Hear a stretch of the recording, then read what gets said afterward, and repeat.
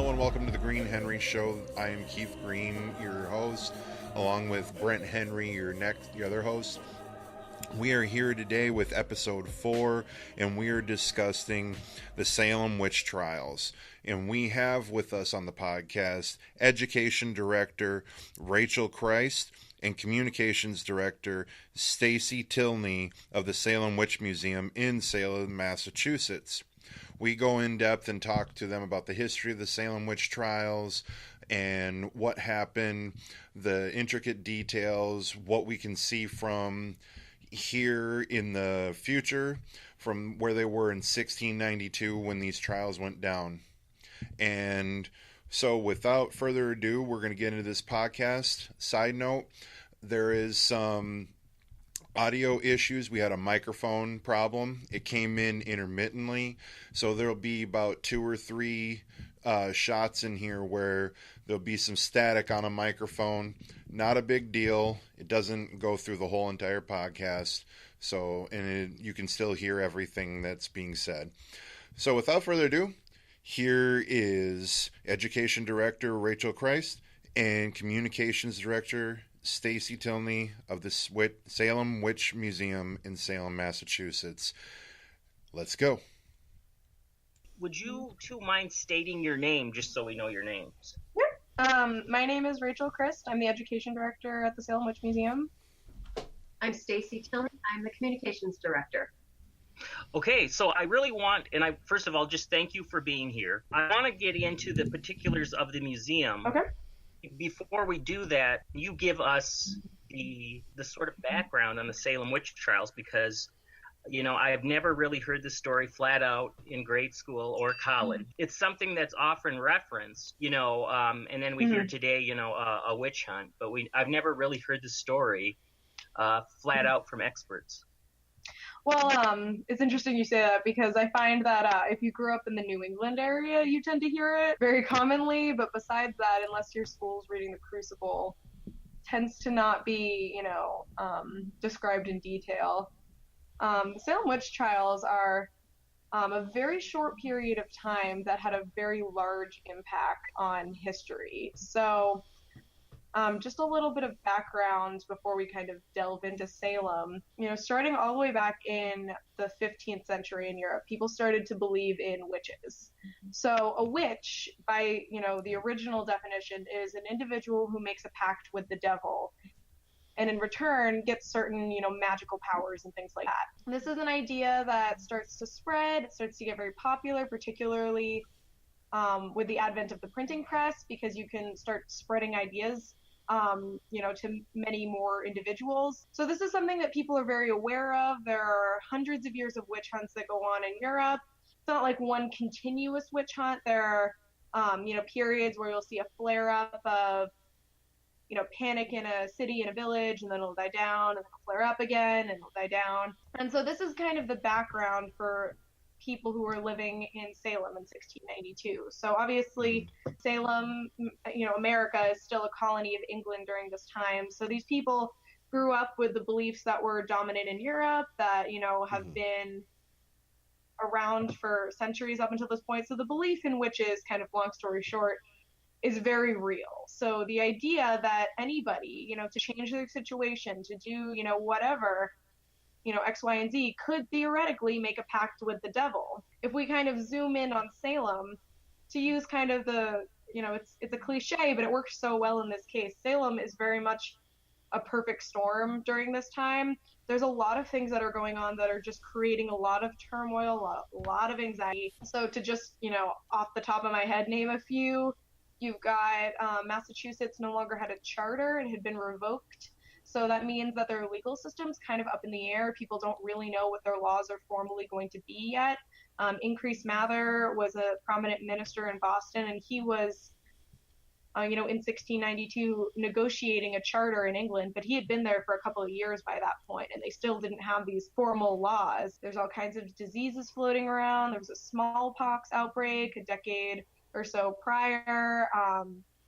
There's this ever-present threat about Native American attacks that's very much going on, more so in areas like Maine, but people are hearing about it. People are constantly worrying about it. King Philip's War had ended in the 1670s, which was a massive Native American conflict. So, and some of the individuals who take part, who were, big players in the Salem witch trials, had been in areas where they had seen Native American attacks.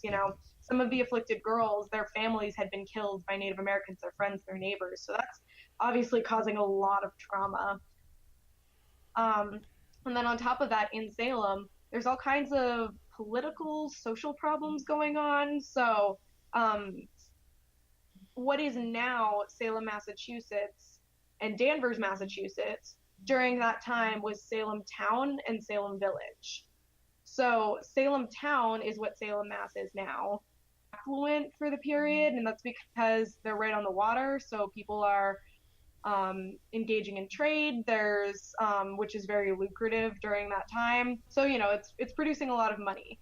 Right. Whereas in Salem Village, which is Danvers, Mass, people were it was more of an agrarian-based lifestyle. So people are making their living off of the land. So they're relatively less affluent. So that's causing some tension, just in the fact that as a Puritan, you're living by this really rigorous religious belief system. So you're really, you're not supposed to want material things. You're not supposed to want to be getting rich and things like that, which is, what's going on in the village. So there's that ideological clash. And then even further, in the village, in Salem Village, so again, modern day Danvers, there's all of this conflict about they want their own minister, and nobody can agree on who the minister should be. So by 1692, the 3 prior ministers, they're onto their 4th, Samuel Paris, and there's split opinion in the village. Half of them want Paris, half of them don't. And what you do when you don't want that minister, you just stop paying taxes. You stop paying his salary, essentially. Right. So that's causing, again, all of these problems. Mm-hmm. Can I ask a question? Yeah, of course. This is before the United States Constitution. This is before the age. Well, this is probably during the Age of Enlightenment, but it hadn't permeated yet throughout the world. Yeah. So the Age of Enlightenment. Was this technically a theocracy? Yes. Okay. Okay. Yeah, so that's. I was just wondering, where would these people in Salem have had their first? Where would they have known about witchcraft? What documents would they have been reading? Would it just be straight out of the Bible, or was there another document that gave them this? They had to have somewhat of an understanding of what a witch was, or witchcraft in some shape or form. Yeah, that's a great question. So there are a lot of texts that are written by this point that are people talking about, how to find a witch, what a witch is, things like that. This is being highly debated because, again, there's no, it's this person who makes a pact with the devil, but, what does that mean logistically? The biggest text to look at is the Malleus Maleficarum. The Malleus Maleficarum is first written in 1486, and that is document that's written by 2 inquisitors, and it teaches you how to hunt, try, and kill a witch. So it's like a how-to guide for how to find a witch. And that becomes extremely popular, especially with, again, the advent of printing presses, so you can dispel that information all over the place. So that's kind of the biggest thing to point to. And then also, you've got just the Old Testament. Thou shalt not suffer a sorceress to live. That's just written in the scripture. So, and then there are other things that are written by, specifically English writers. There are a variety of texts that are being produced. King James wrote a whole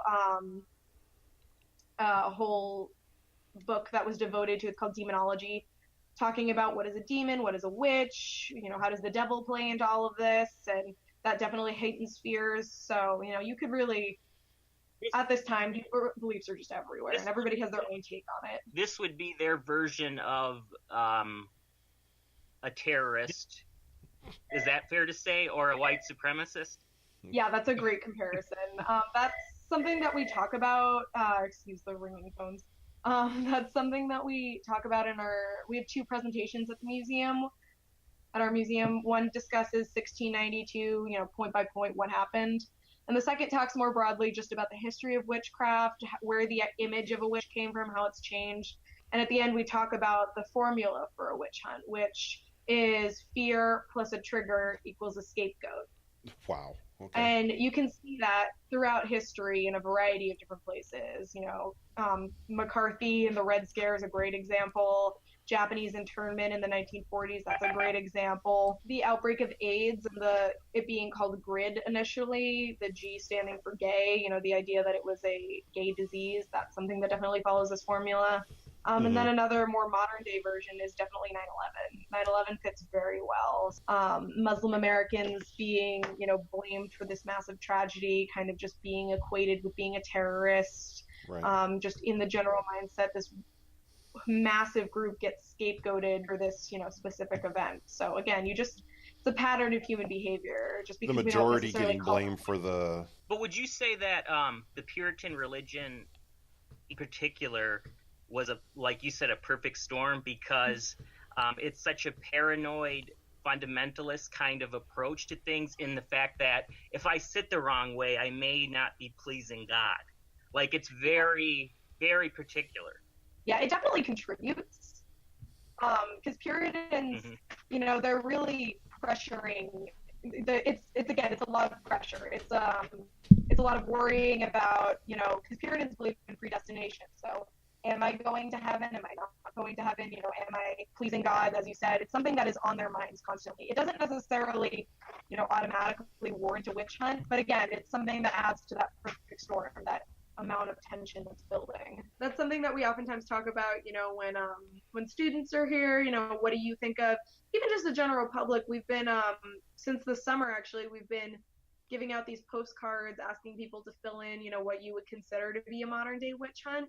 Just anything, it doesn't even have to be modern day, just anything that throughout history you think fits that formula. And then people who give those cards back to us, we posting the results on our website. So we'll have, what various people think of as witch hunts, where they're living in the world and in the country, so you can kind of see it based on geography, and then if they leave a name, like a first initial. So it's been interesting to see what people are thinking of in this particular moment. Do you know if there's still actual like witch hunts for witches going on in the world anywhere? Yeah, so in Africa, that's still very much a reality. It is a little bit different than just because, you zoom into different parts of the world. Many people have something they would consider as a witch, but, with different, nuances, obviously.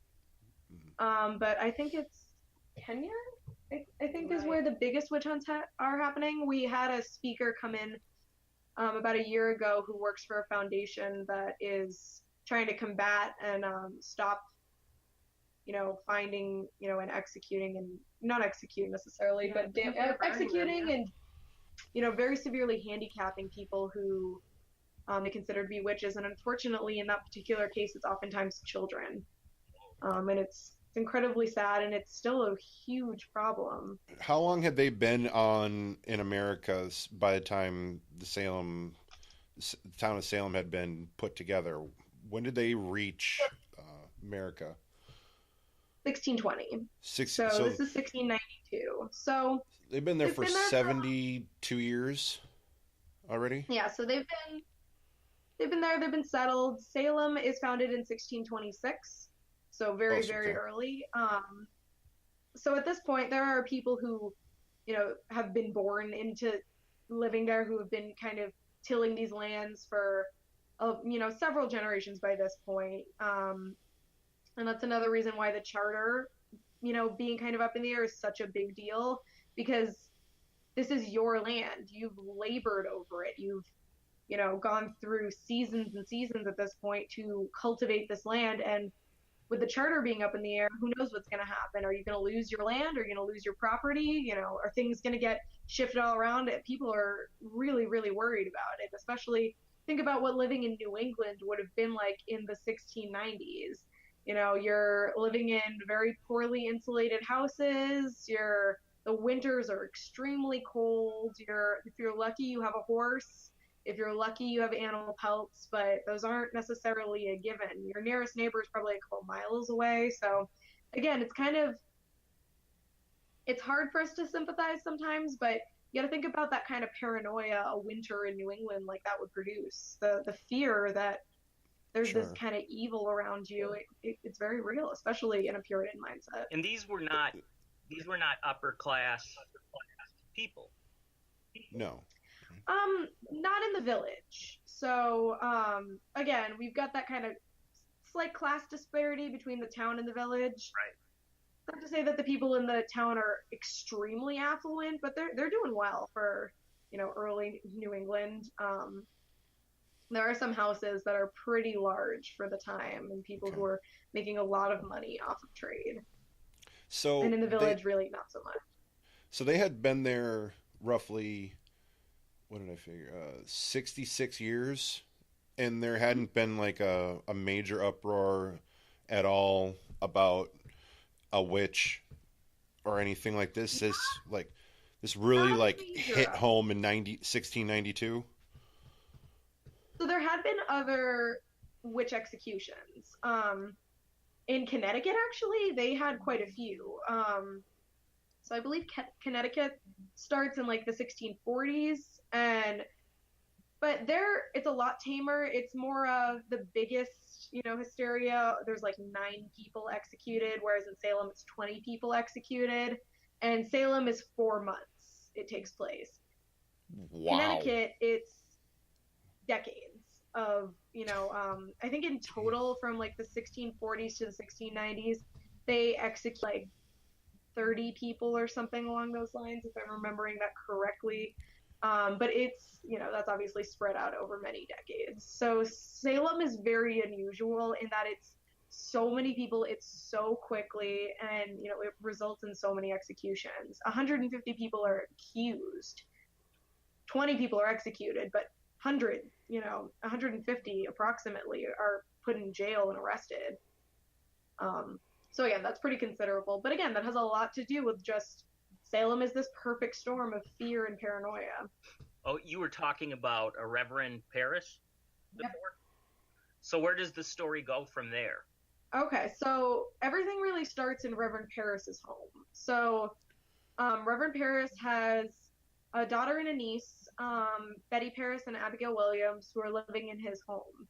And they're the first 2 girls to be afflicted, to have the unusual symptoms and the spasms and things like that. And again, this had happened in New England before. In Boston, there was this family, they were the Goodwin family, and the Goodwin children had the exact same kind of affliction, the screaming, weird gestures, very aggressive movements, literally looking possessed.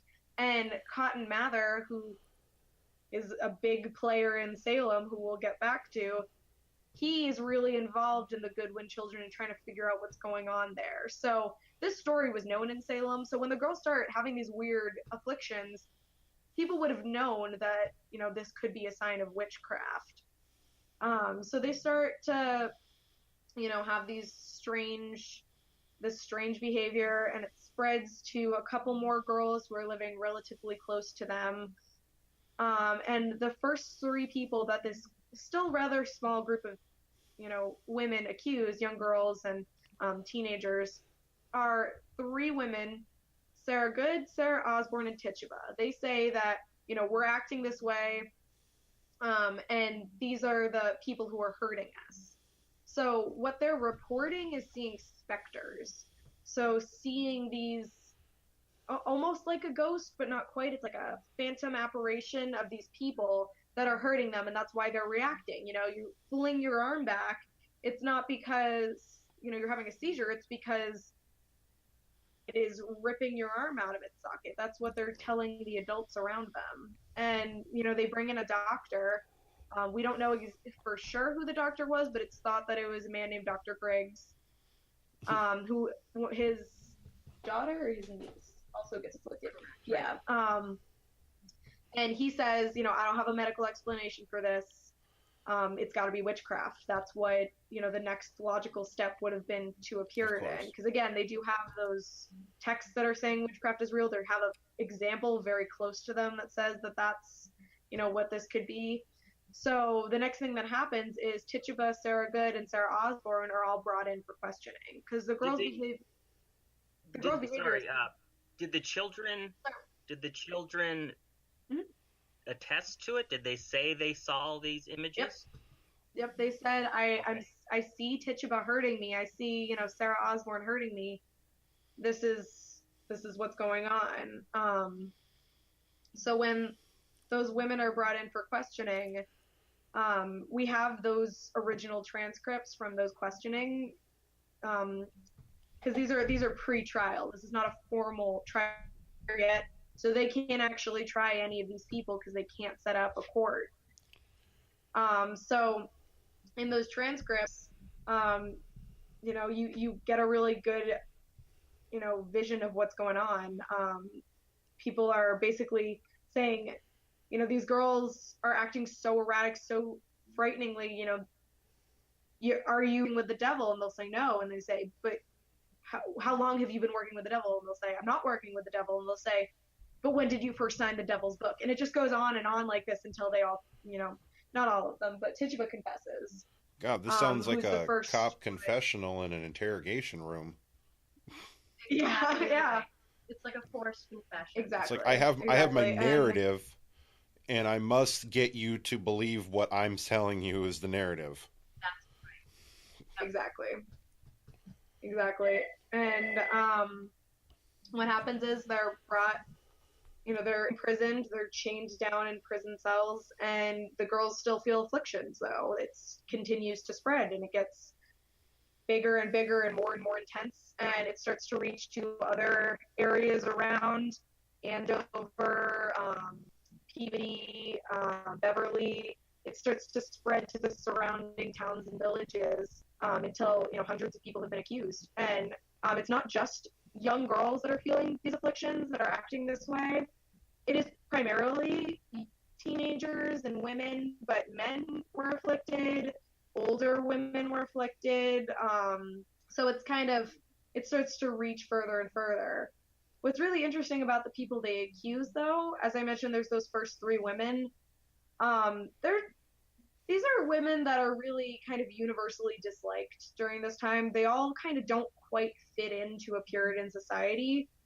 So Tituba is a slave. She was a slave in Reverend Parris's household.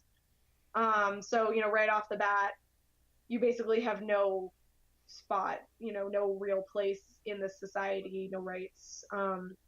Then you got Sarah Good, who is a beggar. She is, again, pretty much, universally disliked. She was known for being very vulgar, very aggressive. She would go door to door begging, and if, you didn't quite give her as much as she thought she deserved or was warranted, she would yell, she would curse, which is really abnormal for a Puritan woman. That's literally the exact opposite of how you're supposed to be behaving. And then Sarah Osborne she was widowed, and she had remarried one of her servants. So she had married beneath her station, which, again, big no-no for the period. So it kind of made sense that these women were the ones who were accused because they're really easy to blame. Nobody really likes them. They all make everyone kind of uncomfortable. Again, I'm not trying to say that this is like a conscious decision. This is all, subconscious. You feel kind of uncomfortable with Sarah Good. Why is that? Maybe it's because she's a witch. Maybe it's because she seems like someone who would make this pact with the devil. So she's not a good Christian woman. This is, they're easy to blame. But as the hysteria starts to go on and on, people who don't fit that mold, that kind of older, uncomfortable woman, for lack of a better description, mold, right, start to get accused. So people in higher stations of society, Rebecca Nurse, who was a full communing member of Salem Village's church. She was a matriarch of a very large family. She was this model of a Puritan woman. She gets accused by the afflicted. And by this point, it's gotten so intense that when Rebecca Nurse is brought into her trial, she's acquitted. So she is deemed innocent. And the afflicted are in the courtroom, and they scream and they convulse so aggressively that the jury reconvenes and pronounces her guilty. So that's the kind of level of panic that, it reaches. Now you keep What's saying the the afflicted. Is that how they referred to her? Referred to the they ref- afflicted is, yeah, how you would refer to, how they would have referred to the girls. So the ones who were having these spasms and these So erratic, potentially we scary, have a medical condition, and we're looking at this 2020 vision hindsight. They probably had a medical condition of some sort, some like sickness. Or a psychological one. Yeah, you're touching on a really good point in that, obviously had hundreds of years to analyze what's going on in Salem. Oh, yeah. And there are a lot of different theories as to why this happens, why this behavior erupts. Sure. There's this really common theory this really, commonly discussed theory called the ergot theory, which is the idea that ergot is a fungus that grows on rye. And if you ingest it, you have these very similar symptoms to the afflicted girls. You have muscle spasms, you have paralysis, you have, visions, you have psychosis and things like that. So in the 1970s, a scholar said, it could have been ergot. That got just proven in the case of Salem pretty quickly because it wouldn't have been, very specific girls. It would have been like a household because it would have infected the house's bread. So, that's one kind of theory that doesn't quite make sense. The theory that, I personally subscribe to that is pretty commonly held is that something called conversion disorder, which is essentially these girls have hysterical breaks. So you have this mass that converts into physical symptoms. So, you're shaking, you're screaming, things like that. That's definitely what it is. Not definitely, we'll never know for sure, but that seems like what it is in the beginning. These girls literally have these hysteric reactions. It's only young girls. Like at the first, it was only young girls, right? Mm-hmm. Yes. So this whole thing is because of these young girls. This whole trial. Well, is there anybody else that said like I was affected? Adults that say they were affected, or is it just the young ones? It is as time goes on. So Ann Putnam Jr. is one of the girls who is in the initial, bunch to have the affliction. Her mother, Ann Putnam Sr., becomes afflicted very soon after. So one of the things that we hear all the time is, it was just teenage girls,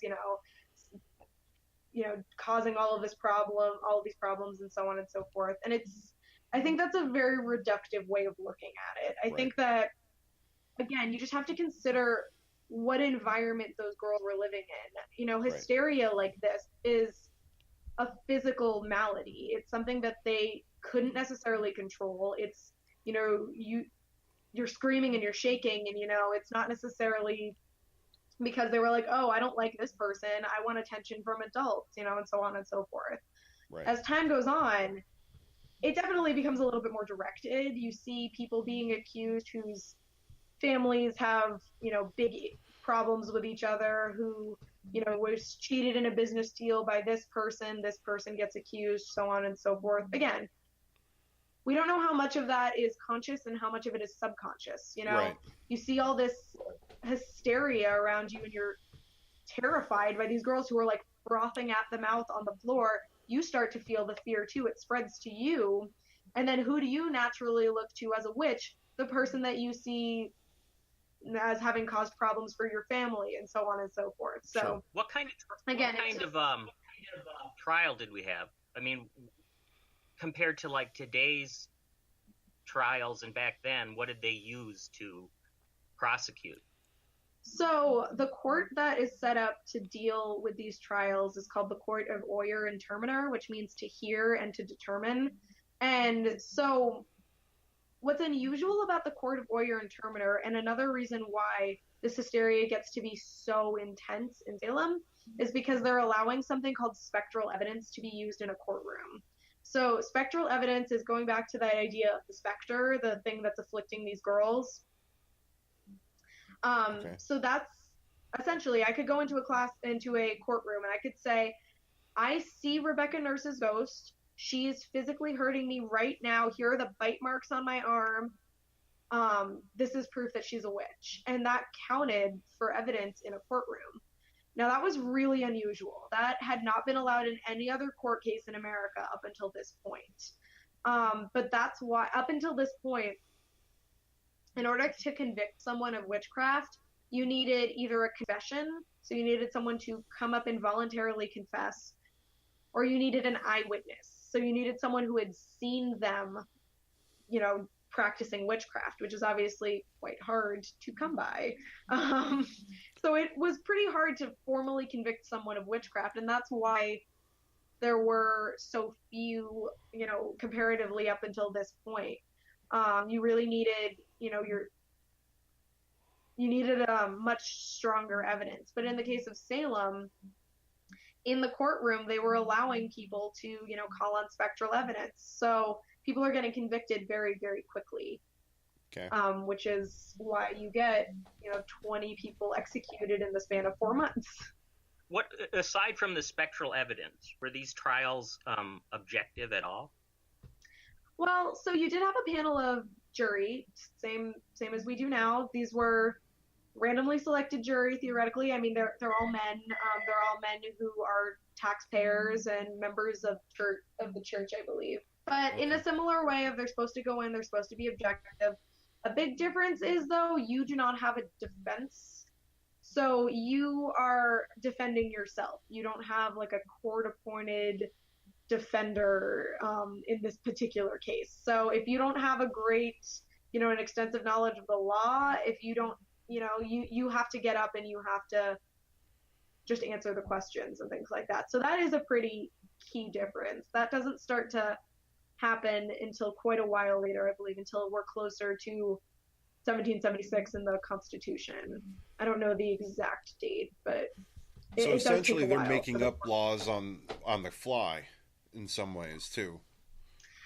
Kind of. It's not that they're necessarily or bending the rules. Yeah, it's more bending the rules than because spectral evidence, to just go back to that example, is it's something that people would talk about and it's something that people knew about, but in this case they just kind of decided to allow it into a courtroom. And again, it's because they have no charter and they can, and because it's not that they just want, willy-nilly want to, it's that they have to figure out how to create a court system with very shaky guidelines at best. They're kind of just drawing on what they would read in, witch hunting texts and things like that, in religious texts that discuss witchcraft epidemics. And the idea of spectral evidence was very, people had very strong opinions one way or the other. And the way that the trials come to an end is there are a couple of different things that contribute, one of which being the governor's wife is accused of witchcraft.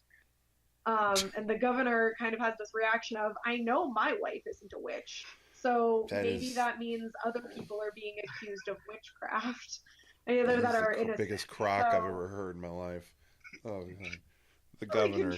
My wife's no way my wife's a part of this, so we're shutting this shit down right now. Yep, that is definitely a big part of it. But another thing is there's this group of ministers that are coming together and they're talking about spectral evidence. This is happening in early October, and they're saying spectral evidence should not be allowed. We'd rather have, one guilty person go free than convict innocent individuals and execute them, So it's just, it starts to build, and public opinion is turning, because they had so many executions. People are attending these executions.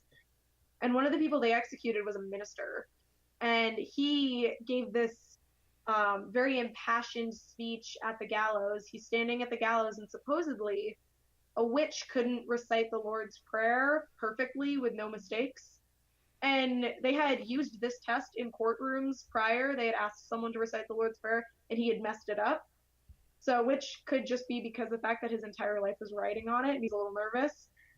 Definitely could be contributing. But wow. George Burroughs is, he's a minister. He had been Salem Village's minister who public opinion had kind of forced him out, and he had left. And he gets accused of witchcraft and is hauled back to Salem and gets convicted and is sentenced to die. And he's standing on the gallows and he recites the Lord's Prayer perfectly. So everybody's standing there like, he wasn't supposed to be able to do that if he's really, and he's standing on the gallows about to be executed. And what happens is Cotton Mather, who is very significant ministers from Boston who came down for the trials, says, the devil can deceive in many ways. The devil is behind this really, and no, he is in fact a witch, and they end up executing him. But that really did not sit right with many, as you can imagine. Dang, So, that's just... Yeah. So by that point, you really start to see public opinion turning. And so it's the ministers writing about spectral evidence, it's the governor's wife being accused.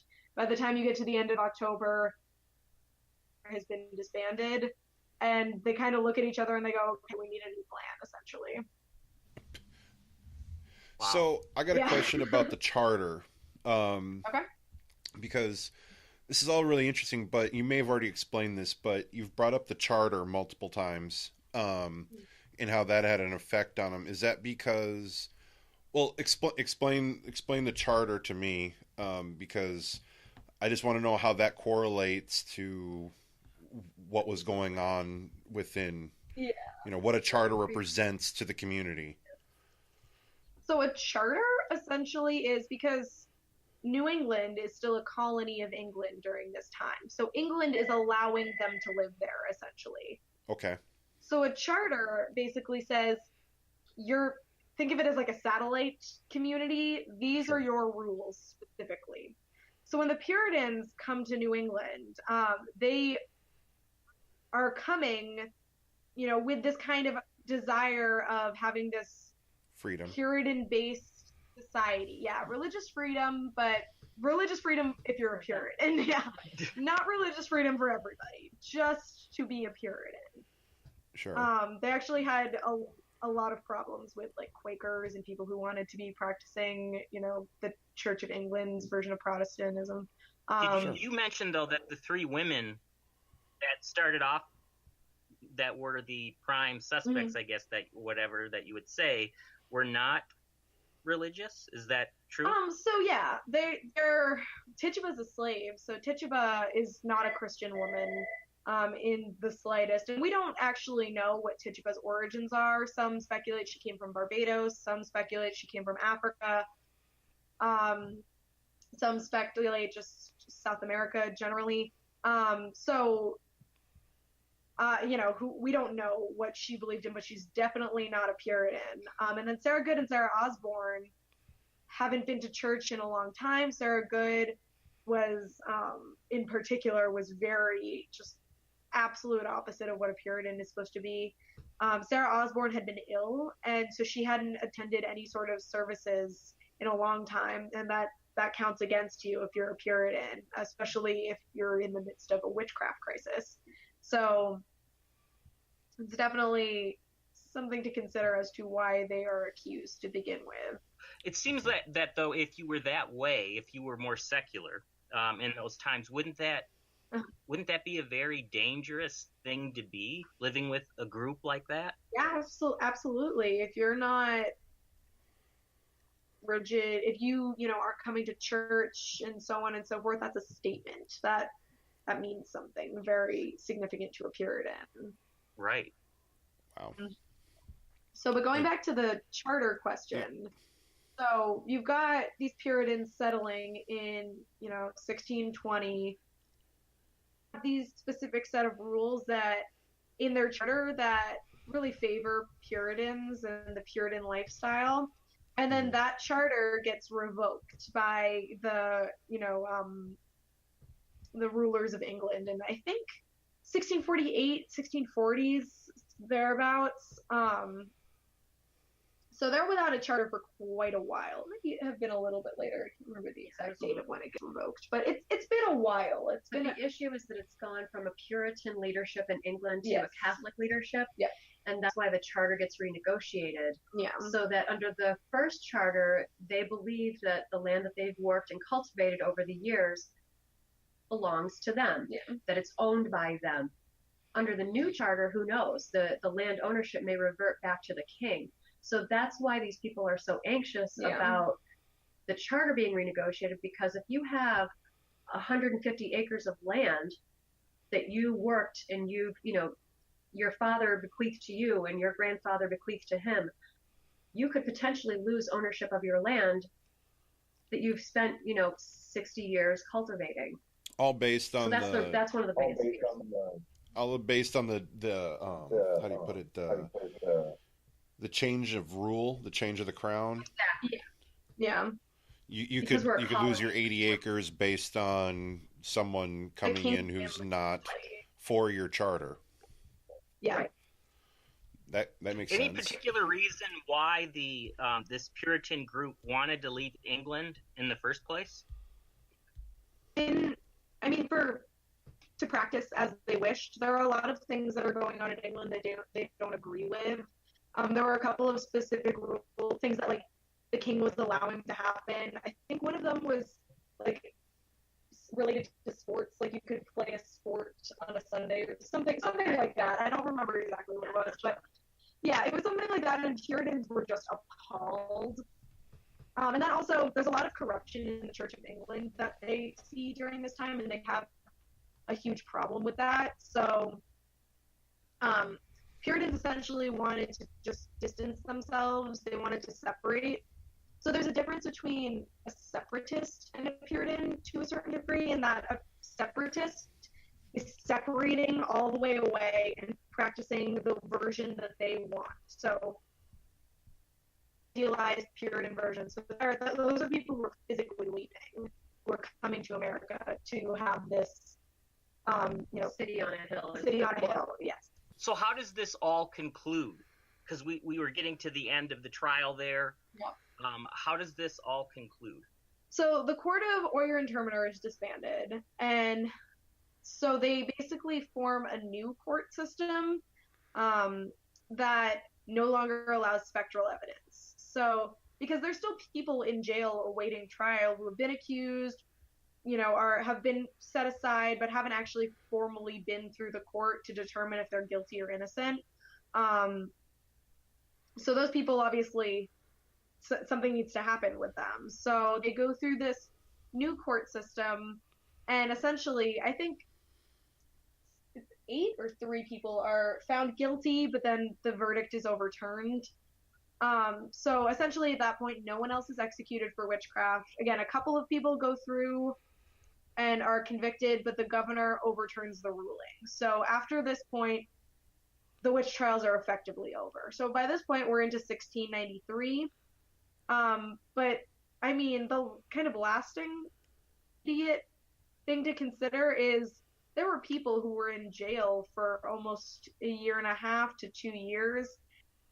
And a jail during this time is like, you could go insane, and people did go insane in these jails. They're many times subterranean, so they're under the ground. They're damp, they're dark, there are no windows. You're crammed into this big room with, it could be as many as 50 other people. There's like standing room only at that point. You're chained to the ground. Your, arms and legs are chafing in these iron cuffs. And then you also were responsible for paying for your irons that are chaining you to the ground, paying for your food, and if you needed, a change of clothes, anything like that, you're responsible for paying that. So what you see happen is, even if you're found innocent, if you can't pay your jailer fees, you stay in jail until someone comes up with the money. So for many people, your family was too poor because you'd been in jail for almost a year. That's a pretty weighty fee. So many people stayed in jails for years to come just because they couldn't come up with the money to get themselves out. Wow. There is, nowadays people get acquitted for stuff, but there's still like this lasting effect, like maybe they did do it. There's suspicion on people that get off. Was there that in those days? Did people still have suspicions about the people who were eventually let go? Yeah, so a thing that you have to remember about witchcraft in particular is people accuse each other of witchcraft, not like formally, but under their breath often. So, and it was usually women who were older, and usually women who were doing something uncomfortable to appear in. So talking, being loud, having an opinion, arguing with your husband. So, you see many people kind of being like, she's a witch. I think that she's a witch, but not like bringing it through a court system.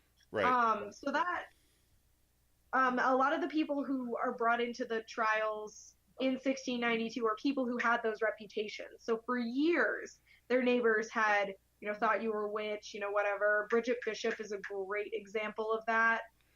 Yep. But so after the trials, if you had gone through these convictions, that's gonna last. That's gonna follow you around. There may not be any like formal, repercussion for it, but people are gonna remember it. So what you see happen is a lot of people who are involved in the trials just leave. After the trials are over, they move away. That also has a lot to do with the fact that your neighbors turned on you and executed your family and friends. That's gonna require... I'd leave too. Yeah, you're not gonna get over that quickly. So, yeah. But because people dispersed like this, in 1711, there is reparations awarded to some of those who are accused of witchcraft. So by this point, the kind of general consensus is something went horribly wrong during the witch trials. Can't quite put your finger on it, but innocent people did die, and that is the general consensus. And you have people like Cotton Mather who are defending it and saying, it was necessary to a certain degree, it was a necessary evil. And then you have people like Robert Califf who was saying, nope, no part of this was necessary, and so on and so forth. This is the argument that's going on. Okay. So in 1711, they issue reparations. So they, give a monetary compensation to some of the survivors' families, but some. And the thing about that is, it was people who were there to ask for them. So if you were bugging the courts essentially for these reparations, this is the time when they're awarded. But if you had moved away, if you had left, your loved one, your name isn't going to get formally cleared of witchcraft. You're not going to be given anything. Wow. And that won't happen for centuries to come. Oh, sorry. I was just going to ask about the children that were involved in the trial that used the spectral evidence. Do we hear anything from them as they grow older? That's one of the frustrating parts about the trials is we pretty much lose track of most of them. Some of them, just kind of grow up and have extremely normal lives. They get married, have kids, die at a reasonable old age. Some of them, like Ann Putnam Jr., who is arguably the central afflicted girl, I say tenuously, she accuses a lot of people. She dies pretty young. She dies, like 10 years later or something like that. So, and we don't know why. But, so there's really no paper trail. It's definitely not right. satisfying. Yeah, it's really not satisfying. You want these girls to take some responsibility, but they absolutely do not. Yeah. And Ann Putnam, this is part of the presentation that we give at our museum, does sort of apologize. So she, writes out this, I say apology in quotation marks, and the new minister of Salem Village reads it to the congregation. But essentially, she says, I'm sorry that this happened, but the devil made me do it. Like, she doesn't take any responsibility for it. She's saying that something about this isn't right, and I apologize, but this wasn't my fault, essentially. Wow. Yeah. So here's a question: did any people that were actually accused just come out and just flat out say, "Yep, I'm a witch"? Yeah. In fact, the weird part about that is that was actually a very smart thing to do. So if you confess to being a witch, you were probably going to live through the trials. In fact, all the people who were executed are the people who say, I am not a witch, I am innocent, and refuse to give way. And the reason why that is because if you confessed to witchcraft, they needed you. They needed you to point out who the other witches were. They needed you to describe what was going on to help them find and identify other witches. So you were going to be held in jail. You were not going to have a comfortable experience, but you were probably going to make it through to the end, which is kind of the deepest irony of it's one of the very deep ironies of the Salem witch trials. Was that it though for like the big witch hunts? Did it die down after that, or? For the most part, yeah. Salem actually happens really late in the witch hunting game. So, in Europe, as I said at the beginning, the witch hunting period really starts in the 1400s, so the 15th century, and they really die down in about the 1750s. 1780s is the last legal witch hunt anywhere in Europe. It takes place in Switzerland. But by that point, most places had changed their laws so that you couldn't execute someone for witchcraft.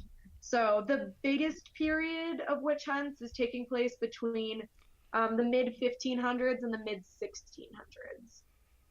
And most of the witch hunts are taking place in what is now Germany. And that's got a lot to do with the fact that Germany did not have a strong central government. They are part of the Holy Roman Empire, so they're it's small, disconnected communities. So Salem is really kind of the last massive witch hunt, or at least one of the last ones. Right. Which is another reason why it's so unusual. Yeah. Right. Salem likes to defy all of the rules, essentially. Well, I think you gave a very detailed perspective on the whole thing, and I thank you so much for doing that. You're welcome. I'm just curious though to learn about your museum. What's the history of your museum, and what kind of things do you have going on? So our museum is the building itself is actually really cool. So the structure that we're operating inside of right now was built in the 1890s. It was the Second Unitarian Church of Salem. So it's this really cool, really interesting architectural building. But the land that the building is built on actually directly relates back to the trials. So this was the Second Church of Salem, and there was a young girl who lived here, her grandfather lived here, yeah, and she was a direct part of the trials. So definitely it's a cool connection. And then inside the museum, because one of our biggest challenges and our biggest strengths is the building itself. So because we are limited in space to a certain degree. But what we do is we have a first presentation. You go into this big auditorium, and stage sets light up above and around you that are like tableaus of different scenes from the witch trials, and they tell you the story, just kind of point by point from the very beginning to the very end, what happened during that time. We're actually approaching our 50th anniversary in just a couple of years, so we're in the process of updating the presentation, which is an interesting part of history that we tend to not think of history as something that changes and grows, but it does. And our museum, this building became the Witch Museum in the 1970s, and since the presentation was made, there's been a lot of new scholarship. So we're in the process of updating our script, which is very cool and very exciting. And then so after the first presentation, our visitors go into the second presentation, which is a staff-guided tour where we talk about where the idea of a witch came from, how it's evolved and changed over time. We basically give you a 101 of the European witch trials, and again, how a witch is, there are many different definitions that go with it. So in that kind of, line of thought, we talk about Wicca, which is considered today to be modern day witchcraft. It's a neo-pagan religion. And then we end by talking about modern day witch hunts and how they happen all the time throughout history. You see that pattern again and again. Right. how do you guys play it as far as do you feel it's disrespectful to like put up like the Wizard of Oz type witch kind of scenery, or like where do you draw the line as far as the victims of all this? Definitely a good question. And it's a question that Salem, hasn't quite figured out yet. It's one of those ongoing debates. So because we talk about how the image of a witch has changed over time, we have a green-skinned witch in our second presentation, and we talk about, where the green skin came from, how that has kind of gotten absorbed into the image throughout time. But, obviously Salem is kind of, especially in the month of October, becomes kind of a Halloween town. We have something called Haunted Happenings, which is basically a month-long celebration of Halloween. And there's a lot of split opinion in Salem as to how that fits into the witch trials history. And I think that it's just one of those things that everybody has their own opinion about it, but you have to consider how things change and evolve over time. And I think that it's interesting that, Salem has become so closely associated with witches, and that becomes so closely associated with Halloween, and how all of that grows and develops together. Right. How did both of you get involved with the museum and your jobs that you do? So I'm actually the brand spanking new education director.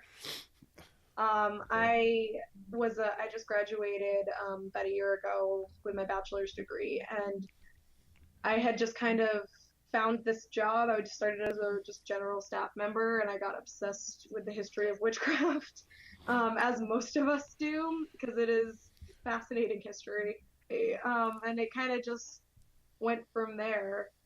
I ended up writing, like a thesis all about the evolving image of a witch, and now it's the only thing I can talk about, and everyone in my life is annoyed by it. That's true.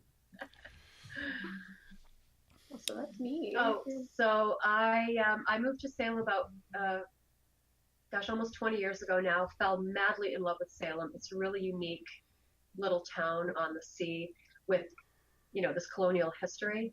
Mm-hmm. So I fell in love with Salem first and foremost, and I was between jobs during the 2008 period, during the time when the economy was really tough.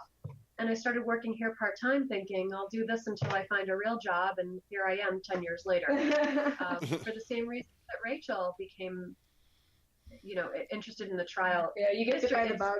It's really fascinating. I think it's even more fascinating than someone would think at first blush. It's right. Really the tensions between people and the society, and the way that these things play out, I think, is really remarkably relevant today. Yeah. Right. Do you guys have like original documents from that period at your museum? We don't. The Peabody Essex Museum currently is the keeper of the documents. There aren't as many documents as you would think, to be honest, from this time, because the actual trial documents from the Court of Oyer and Terminer no longer exist. We have summary documents that were created for the court that was created after Oyer and Terminer, but the Peabody Essex Museum has them. They're actually currently being moved to a new facility, but normally they're open to the public, but there are digitized copies all over, particularly on the University of Virginia website. But Salem is one of those things that, again, it's hard because there just really aren't a lot of artifacts left from the period. This is such a short period of time. It really only takes place in total over about a year. And, they didn't really want to keep things from the time. This was embarrassing. It was seen to be embarrassing and upsetting. So people oftentimes come here, hoping to see things that, come from that period, and they just don't exist. Right. There are a few things, but not many. Do you ever get, like, ancestors of people? All the time. All the time. There are quite literally millions of ancestors from this period. Chances are you know someone who's related to. Chances are you might be related to someone from a witch trial. Any big events coming up at the museum? is definitely one to keep an eye out for. That's 2022. We're going to have a full year of programming for it, which is very exciting. Actually, today we finished installing a new timeline in our second exhibit that is up to date. It's got events going all the way up into 2017. So, and those are the kinds of things we're in the process of doing, and we're posting all of them on all of our social media. So if you're looking to see what's happening and what's going on, we have an Instagram page, we have a Facebook page, we have a Twitter, all that jazz. Okay. Wonderful. I thank you so much to the both of you for all the wonderful information that you provided. Is there anything else you would like to add before we sign off? I think that's about it for me. Do you have any? No, but when you eventually do put this online, send us a link. We'd love to. Oh, absolutely. And good luck with your new venture. Yeah, it's really successful. Yes. Yes, thank you very much. So much, and thank you for this interview. You're welcome. Absolutely. Bye, guys. Bye. Bye. Thank you.